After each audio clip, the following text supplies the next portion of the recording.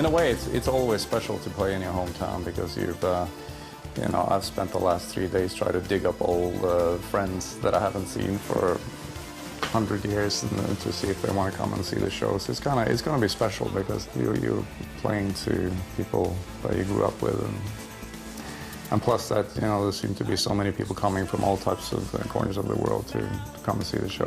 I come from London. I come from Mexico. From Germany. Seattle, United States. All the way from Korea. We are from Spain. Manchester, UK. Germany. We're from Russia. Houston, Texas. Toronto, Canada. Italy. Love their music. They're doing a farewell show, and this is their hometown. This is the last 3 concerts ever that they're doing. So we want to be a part of this farewell. We are here starting from 6 a.m. 7:20 I was here. We arrived at 6 a.m. We were here early this morning. We had to be early. At 6 o'clock in the morning. In Norway, I really feel for them because it's been brutally cold this whole week. So I really hope they dress for that. It can't be comfortable now. We came early to have a great spot. We want to be right in front. I want to be close to the stage. It makes me feel terrible. It makes me feel like I should be inviting them to sleep over at my house or at least provide some sort of... I mean, they're nuts. They're absolutely nuts.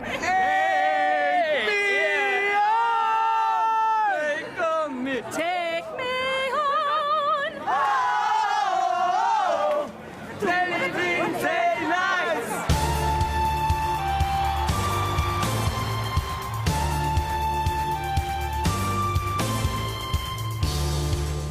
It feels like we've had 3 different careers. You know, we had the beginning with all the kind of crazy mania stuff, and then we had the bit in the middle where we sort of turn into more of a... it was a different type of band. It was a little more serious, and then coming back and sort of being greeted by a lot of fans and people that seemed to have missed us. That was a very nice feeling.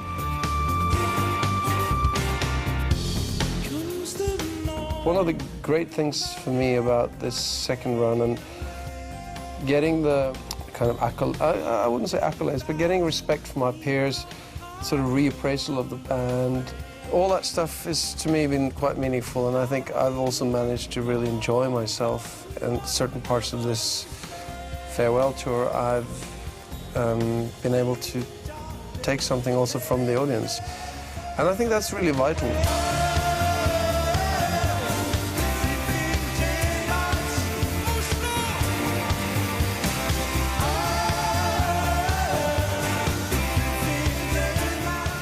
You know, I think that after the break in the 90s, it was very nice to see that a lot of the... Before that time, there was a lot of talk about cheekbones and this and favorite color and all that stuff. And it was cool to see after taking a 7-year break that it was really about, okay, I happen to like that song and I actually like this song. And it was more about what we were trying to achieve and less about the stuff that we've been sort of... that sort of team ghetto that they assigned us to, that was sort of breaking away, and people were allowed to just listen to the music for what it was.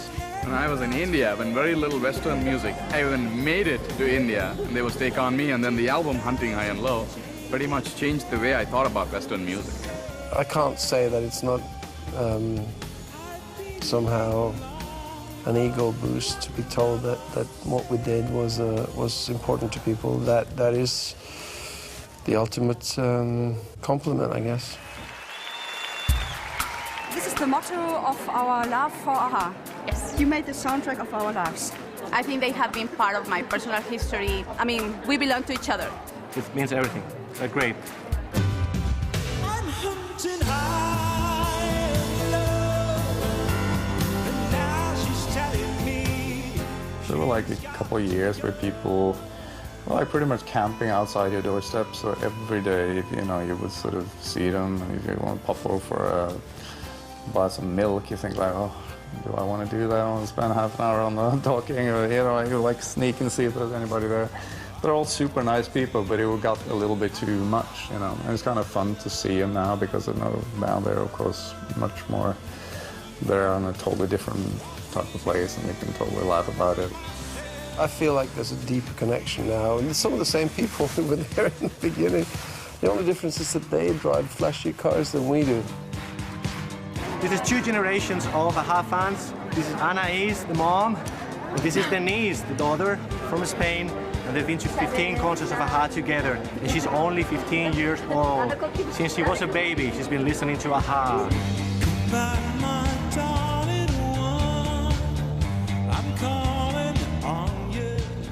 We have always had separate dressing rooms, but on the other hand, we've lived on top of each other for so long.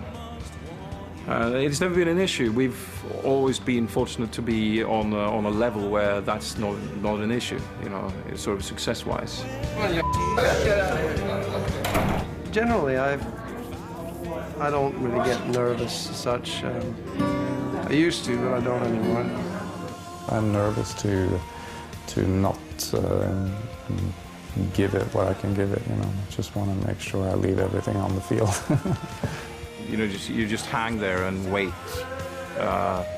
sort things out. All of a sudden, you remember something in you know, a split second before you go on stage. You try and cut that a little sooner in a way so that you don't have to run back and fetch it. Closer it gets to the stage time, you know, I kind of just warm up the voice and get your blood boiling.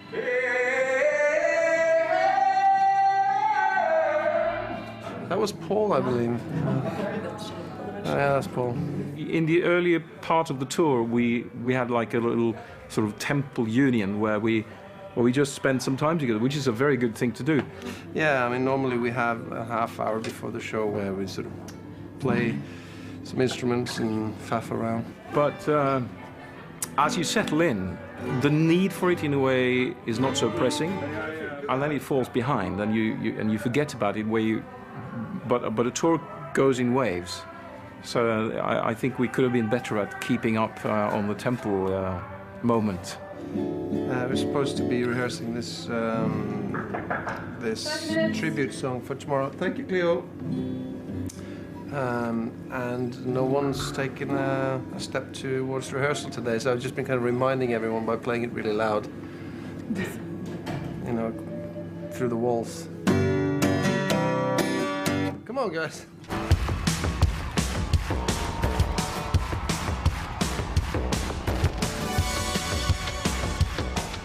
This tour has been going on now for like 7 months. You know, and it's a bit unusual for AHA to do something like this. It's been really very good tour. It's been a great tour. It's been a real tour. What we are looking here now is a fraction of what we did in the stadiums. The stadiums we did a couple of weeks ago were, I mean, a 70-meter wide stage.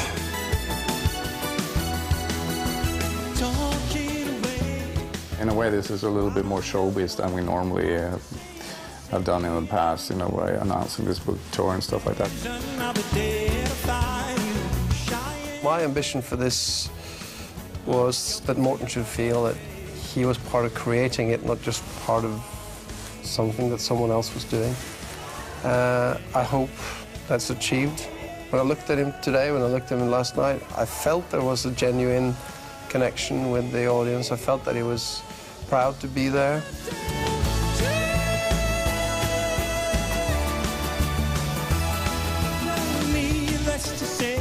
You know, we're kind of in our prime because we have so much more experience these days, and I don't feel that we've lost any stamina, really.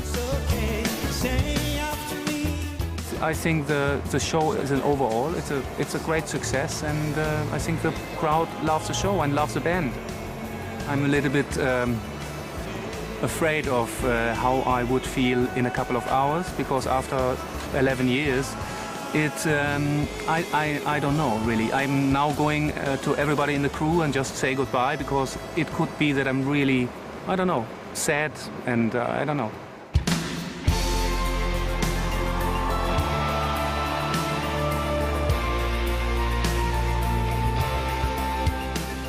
It's really heartbreaking and tear-jerking. What can I say? It's an emotional experience, but it's lovely to share it with the rest of the fans. I try not to think about it, but I know I will feel very sad. I'm in denial about the whole thing. I refuse to believe it. It's making me very, very sad. I will be very sad. Dejected. It's a pity for us. Yeah, I'd definitely be missing playing the shows and missing the songs and hearing Morten's voice. Makes me sad to think about that, actually. All the fans around me, a lot of them, were really in tears. I mean, seeing them, I was moved to tears, especially when they were doing Forever Not Yours, followed by Stay on These Roads. I mean, I was really in tears, and it's gonna be really very emotional.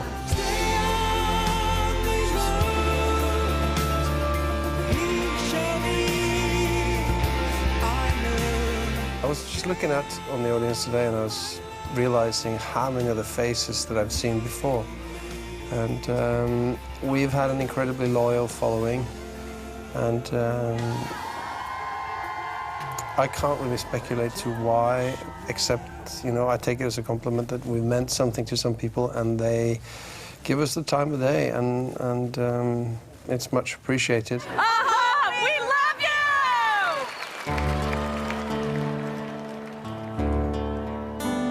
Love you, gonna miss you.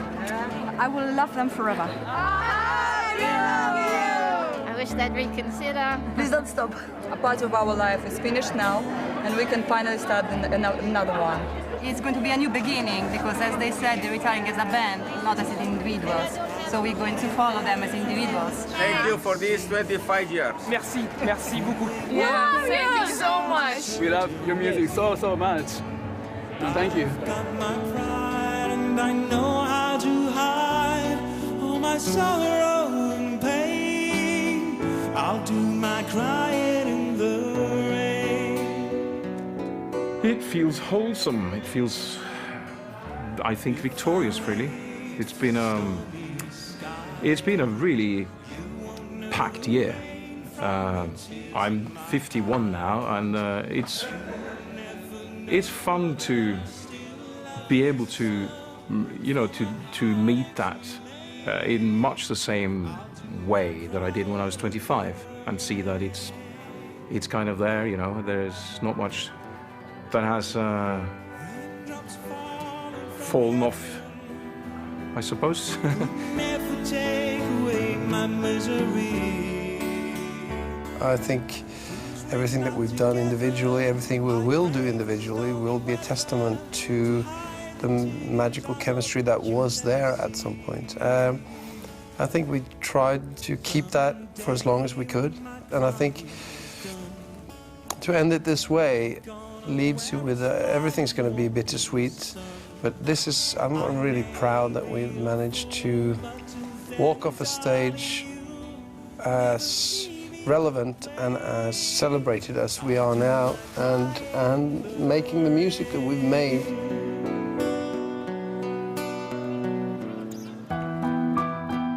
Of course, you would have done everything differently now if you'd done it again. Sure, we could have had a smoother ride at times, and I think it would have been a lot. It would have helped a lot, but that just wasn't in the cards. It could have been a lot worse. I mean, most bands last 2-3 years. I mean, we managed to stick it together for 25, so it's not that bad. I may be a fool, but till then, darling, you'll never see me complain. I'll do my crying. The driving force has been music, and we have given it all. And this is the end of the road. I'll do my crying in the rain.